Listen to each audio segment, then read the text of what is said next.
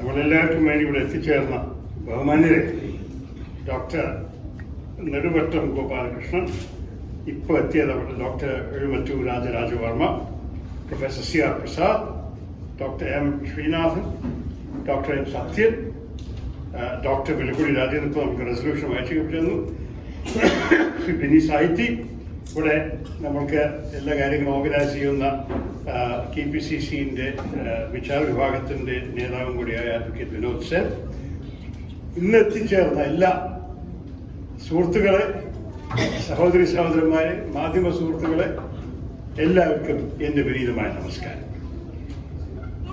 ആദ്യം പറയാനുള്ളത്, ഇപ്പൊ നമ്മൾ കേട്ട റെസൊല്യൂഷനെ ഞാൻ 100% പിന്തുണ കൊടുക്കുന്നു. ഇതിനെക്കുറിച്ച് എനിക്കൊരു സംശയവുമില്ല. അതിലത്തെ എല്ലാം വെച്ച് എളുപ്പമായ ഒരു പ്രാക്ടിക്കൽ സജഷനായിട്ട് കാണുന്നത്, നമ്മുടെ കേരള സർക്കാർ തന്നെ ഇവിടെ സെക്രട്ടേറിയറ്റിൽ ഒരു ഡിപ്പാർട്ട്മെന്റ് സ്ഥാപിക്കണം ഈ വിഷയത്തെ മുന്നോട്ട് കൊണ്ടുപോകാൻ.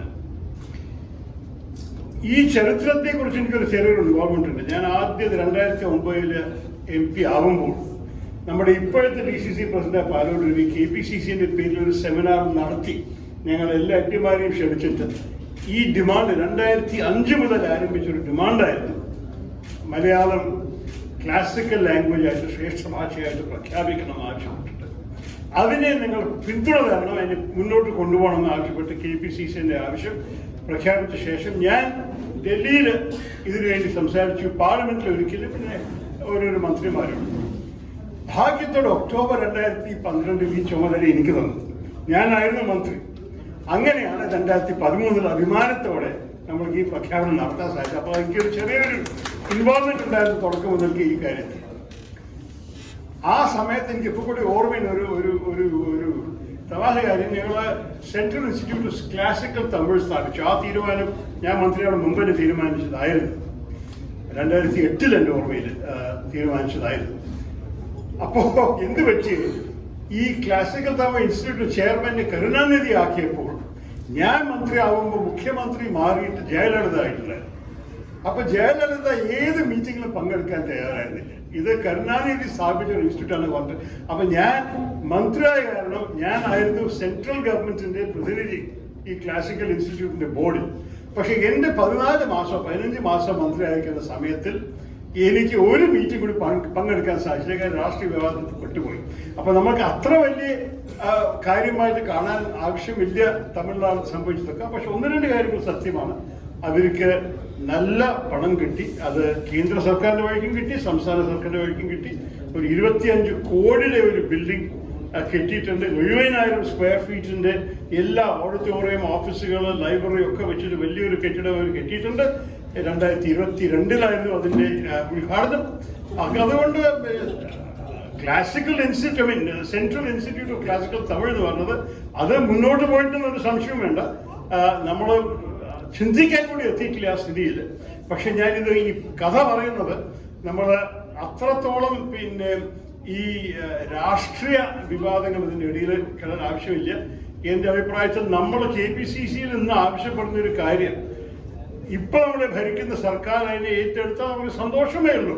ഇത് ഞങ്ങൾ ആരോടും തർക്കിക്കാനല്ല, ഇത് എല്ലാവരുടെയും ഗുണമായിട്ടാണ് കാണുന്നത്. തമിഴ്നാട്ടിൽ സംഭവിച്ച പോലെ 2 പാർട്ടിയുടെ ഇടയിൽ ഒരു വിവാദമാവാൻ അല്ല ഞങ്ങളുടെ ആഗ്രഹം.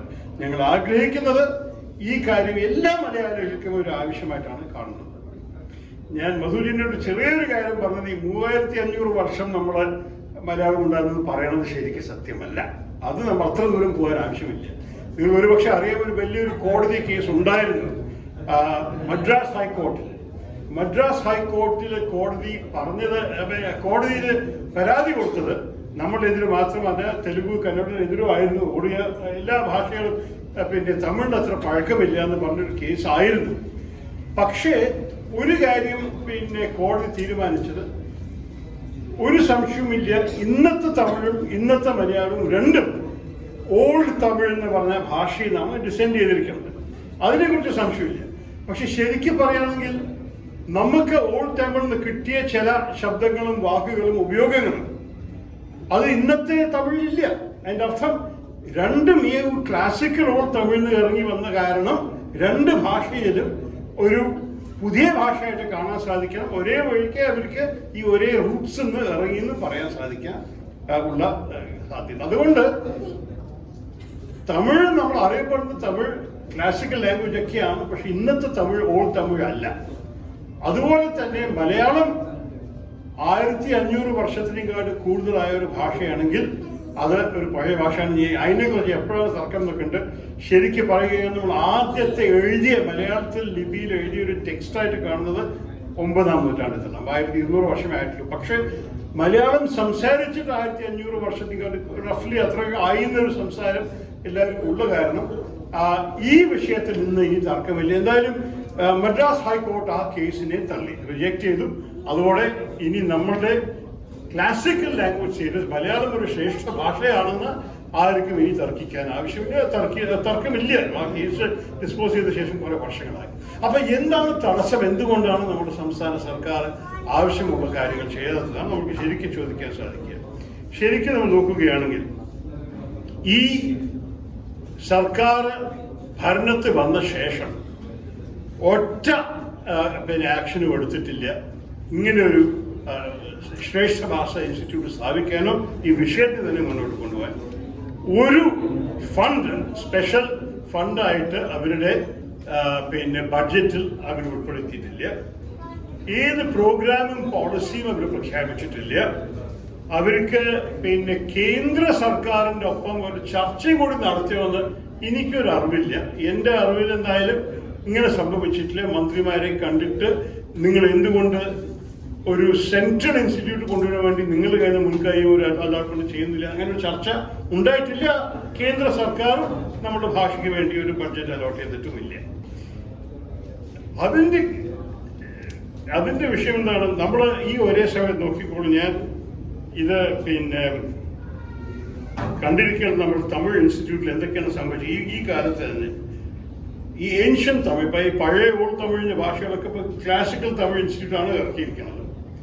അതിന്റെ ട്രാൻസ്ലേഷൻ അത് ഇന്നത്തെ തമിഴിലേക്ക് മാത്രമല്ല, ഇന്ത്യയിലത്തെ പല വേറെ ഭാഷകൾ, ഉദാഹരണമാണ് തിരുക്കുറളിനെ മണിപ്പൂരിന്റെ മേത്തി ഭാഷയിൽ ഒരു ട്രാൻസ്ലേഷൻ ഇറക്കിയിട്ടുണ്ട്.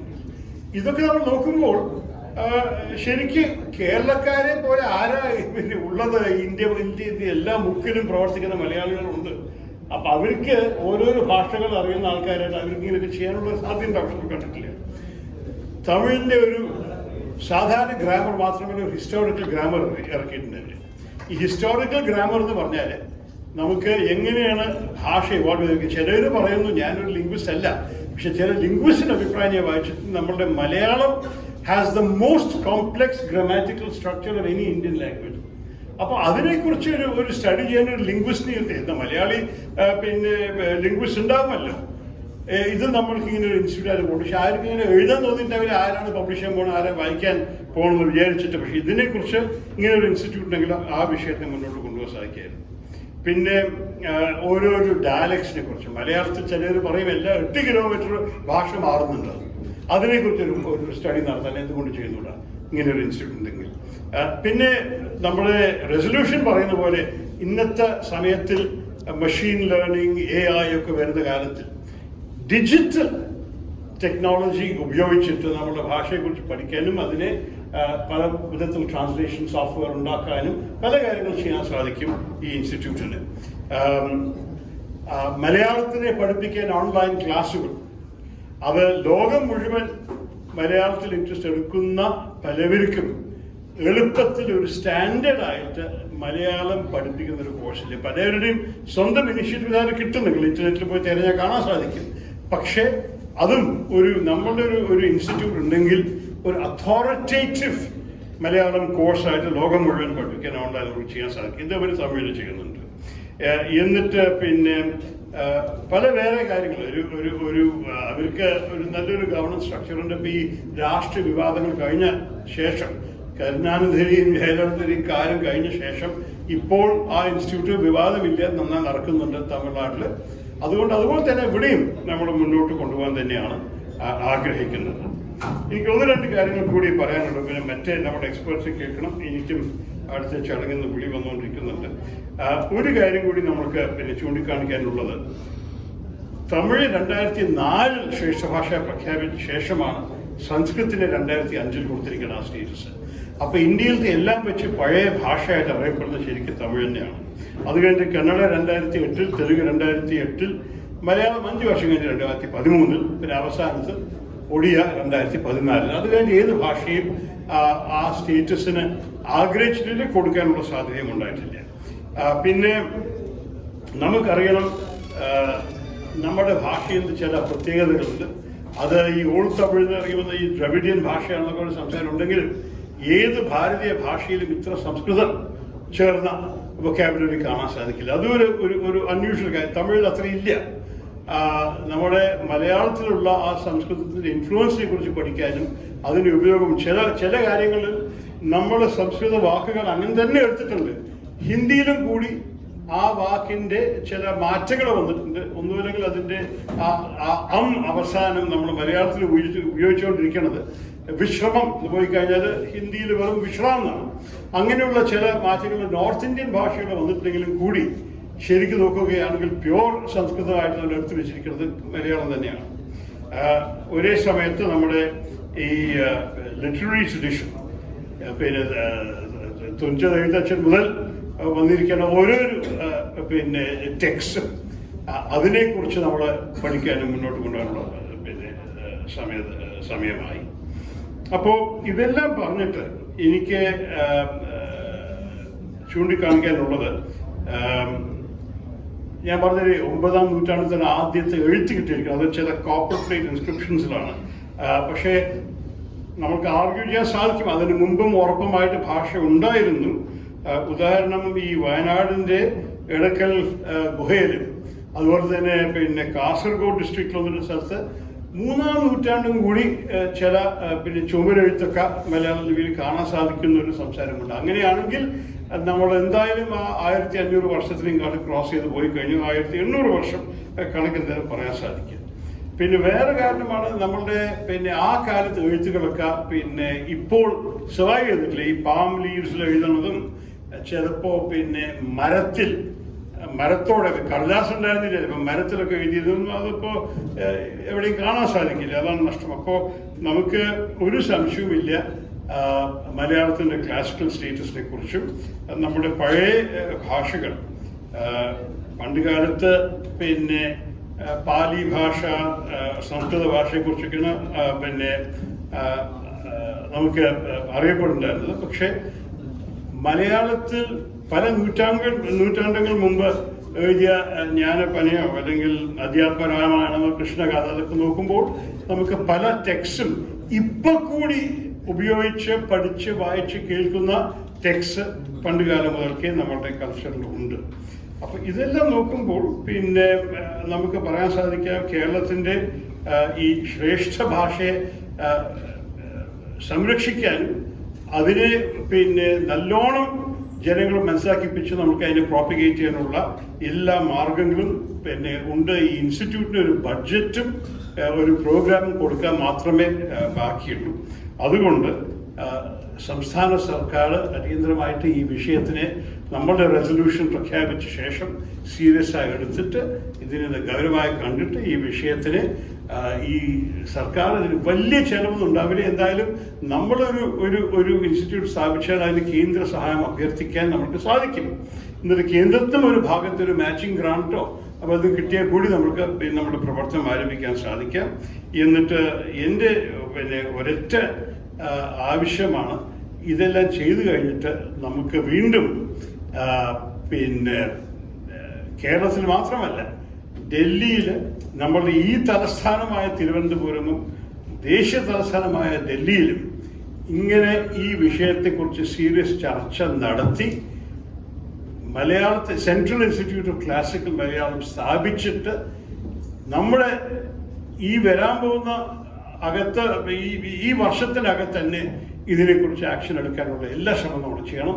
ഞാൻ MP ആയിട്ടും കേന്ദ്രമന്ത്രിയെ കണ്ടിട്ട് ഈ വിഷയത്തെക്കുറിച്ച് ഒരിക്കലും കൂടി ചൂണ്ടിക്കാണിക്കും എന്ന് ഞാൻ പ്രഖ്യാപിക്കുന്നു. എന്നിട്ട് ഇന്നത്തെ റെസൊല്യൂഷൻ പാസ്സാക്കാൻ ഞാൻ നിങ്ങളെല്ലാവരെയും അഭ്യർത്ഥിക്കുന്നു. ഇത് മാത്രം പറഞ്ഞിട്ട് വലിയ സന്തോഷത്തോടെ അഭിമാനത്തോടെ ഇന്ന് ഞാൻ ഈ സെമിനാറിന് ഈ സമ്മേളനത്തിനെ അത് ഞാൻ ഉദ്ഘാടനം ചെയ്തു. നന്ദി, നമസ്കാരം.